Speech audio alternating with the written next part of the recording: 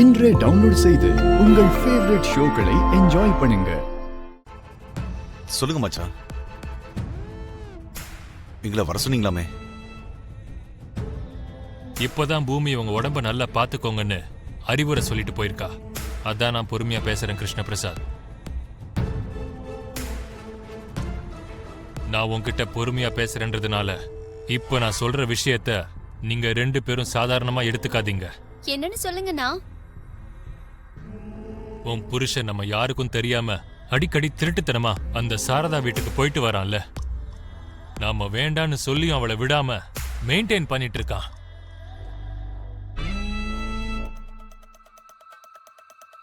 இப்போ இதெல்லாம் எதுக்குண்ணா? இதெல்லாம் இப்போ எதுக்கு? இதெல்லாத்தையும் விட்டுடலான்னு நினைக்கிறதுனாலதான் இவ்வளவு தூரம் வந்து நிக்குது.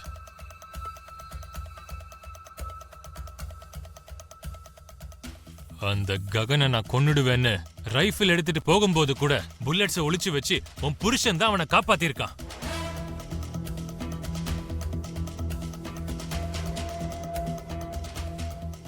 அன்னைக்கு மட்டும் காப்பாத்தலனா அந்த ககன் அன்னைக்கே செத்திருப்பான்.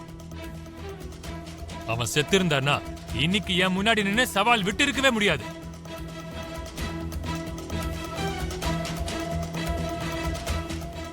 இங்க பாரு கிருஷ்ண பிரசாத், நாளைக்கு உன்னோட அன்அபிஷியல் பையன் வரான்னு உனக்கும் தெரியும்.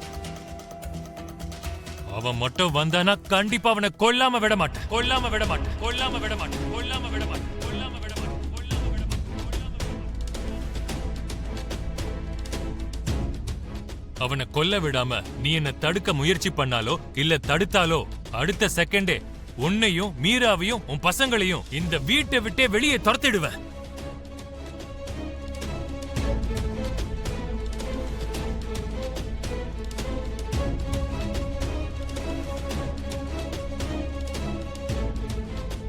அபூர்வா, உன் புருஷன் ரொம்ப கோவமா தான் இருக்காரு.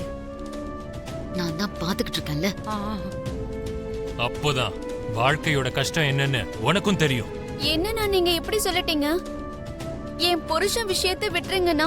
அந்த ககனுக்கும் எங்களுக்கும் எந்த சம்பந்தமும் இல்ல. எந்த சம்பந்தமும் இல்லாத அந்த பையன் இந்த வீட்டுக்கு எந்த சம்பந்தமும் இல்லாத பூமியை பார்க்க அவன் வரானா எங்களை வீட்டை விட்டு துரத்திடுவீங்களா? இதெல்லாம் நியாயமே இல்லைண்ணா. புருஷன் எங்க இருக்கானோ பொண்டாட்டியும் அங்கதான் இருக்கணும். அதுதான் நியாயம்.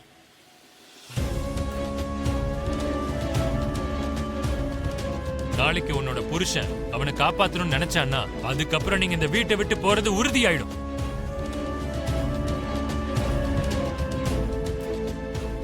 இந்த வீடு என்னுடையது. யாருக்கு இந்த வீட்டோட சம்பந்தம் இருக்குன்னு முடிவு பண்ண வேண்டியது நான் தான்.